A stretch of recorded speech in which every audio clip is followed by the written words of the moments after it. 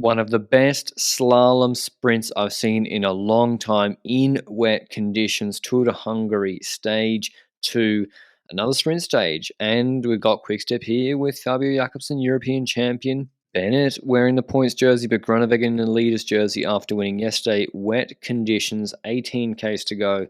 Last two from the breakaway, Ridolfo and Turek out front with a short leash of 14 seconds. Egan Bernal started today, fortunately, bandaged up after his hard crash.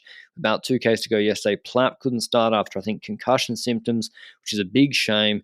But let's see what Bernal can do for the rest of the race. Break caught. De Klerk flicks over Masnada. Tractor's work is done.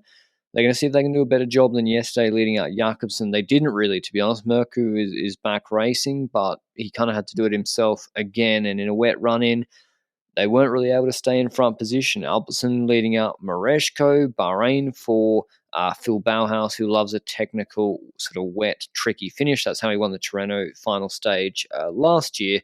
And Human Powered Health also in good position because go through those corners. You get first dibs on which side of the road you want on. Lotto Destiny also kept Ewan in that special prototype helmet or whatever it is, pretty forward from 5Ks to even like 1K to go. He was fourth wheelers, 500 meters to go. And it's really quick step, not able to move up at all. DSM were going for Casper Van Uden.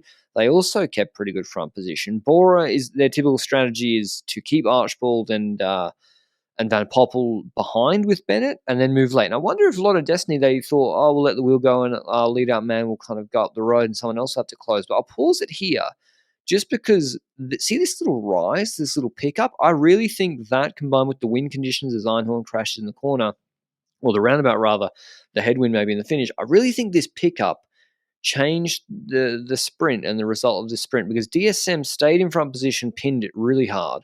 Lotto also did for Ewan, keeping him in front.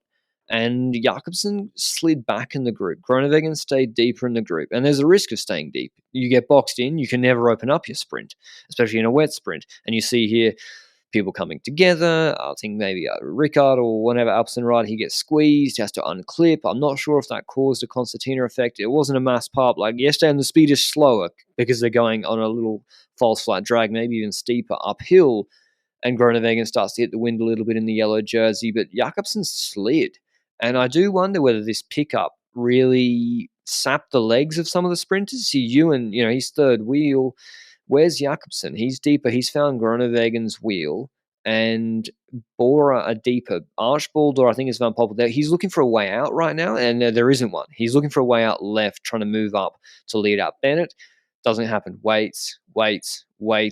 Jakobsen's just pedaling easy on the right-hand side on this hill, whereas DSM and Lotto are working hard to fight for position. Now, Bora see an opening to move up the left-hand side late, but that's also at the end of this drag, so that's a big effort from Bennett, also with one of his shoulders exposed to the wind.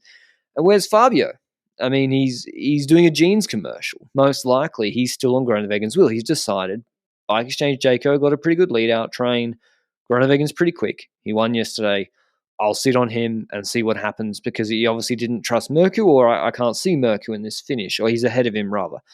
He just wasn't on his wheel. And those two haven't had the best chemistry in all sprints, to be honest. Jakobsen's released his wheel a few times, actually, in sprints. And in San Juan, it cost him earlier this year. Today, it didn't. He is actually going to somehow end up on Jayco's train as Bora have made their way to the front, but Bennett's eating a little bit of wind with 1.1k to go. And Jayco are now thinking the same thing Bora were about 400 meters ago, which is, how do we get out? The road is wider, but we need to get out to actually do the lead out for Groenewegen. The only option is to the left. But there's a lot of bodies between them, and they start to move to the left, and that rider sliding back, I think, from Tudor, squeezes Groenewegen off his own train, and now Jakobsen is actually sliding up onto the Jayco train. They're looking back. Groenewegen's pinched and boxed in behind with a whole lot of bodies to his right-hand side. Bahrain, Bauhaus does well to move up from a deep position in the sort of the box right-hand side position, and Lotto Destiny is sending it. They put Ewan right in the middle of this DSM train on Van Uden's wheel, which it's not a bad spot to be in. Van Poppel's going to line up on the left-hand side of Ewan, but he spent a lot of energy to this point.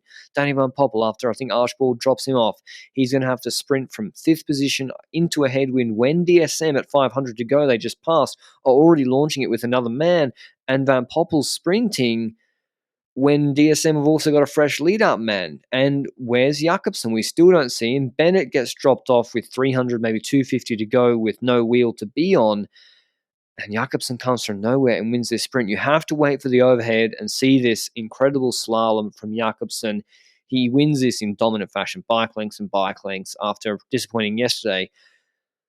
I do think being too forward early cost these guys, because when you look at Ewan and Bennett's sprint and Van Uden's sprint, they really peak on their run, and of course, they don't have the draft for as long as Fabio, who's now entered shot for the first time on the bottom right, and you'd think, okay, he's going to jump right, okay, because there's a lane to the right. He doesn't, because there's probably still 350, 400 to go. He actually goes left just ahead of Leipinch, who can't follow the wheel of Bauhaus. He then gets the wheel of Bauhaus in time ahead of Bennett, then gets the slipstream onto Van Uden, slaloms in to win by 2 bike lengths. Bauhaus finishing late from the draft. So I think being in the front too early costs these riders. Jakobsen, high risk, high reward strategy in the wet. Picks the perfect moment, perfect timing, too much power, gets the job done, winning ahead of Bauhaus. Vito Brad, a nice result. Third, then Van Uden. Szilard, good again. Then Thibaut, nice. Sixth for Trek. Ewan, Taj Jones, Moschetti, Kopecky rounding out the top 10. Here's what a happy Jakobsen had to say after the stage. As a sprinter, you want to sprint for the win. Yesterday I was boxed in to stop pedaling a bit. The positioning was not great. Today I could find a way. I was also a bit far back, but yeah, it's just busy nowadays. There's a lot of sprinters, a lot of sprinter teams. I know I have it in the legs, I've got the speed. So I just need to be able to show it, and yeah, today was a good day. I'm happy with the win. The team deserves this. We work very hard for it, all of us. So yeah, it's nice to take it. Last year was also the second stage, this year again, and I will enjoy the yellow jersey tomorrow. But I hope you enjoyed the video. We might have a little bit of GC action tomorrow. There was supposed to be crosswinds today, but it didn't really affect the race too much. I'll be back with you tomorrow for stage 3. Till then, ciao.